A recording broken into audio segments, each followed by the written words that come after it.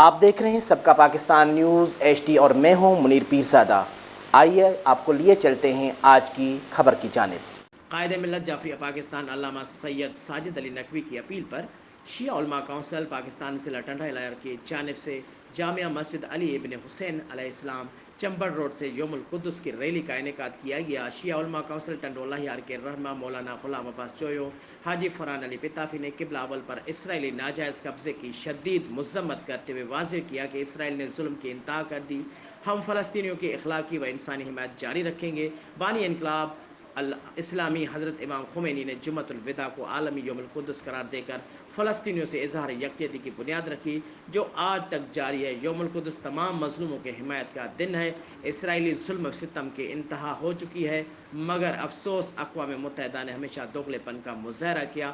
Rally کی قیادت شیعہ علماء کونسل ٹنڈوالہ یار کے رہنما مولانا غلام عباس چویو، مولانا تنویر حسین چانڈیو، دوستانہ ملت جعفریہ ٹنڈوالہ یار کے سرپرست حاجی فرحان علی پتافی، زوار نظر سریوال، زوار مظفر میرجت، زوار صہیب سریوال، زوار حاجی خان میرجت، زوار ڈاکٹر راشد لنچوانی سمیت دیگر تنظیمی عہدیداران نے شرکت کی۔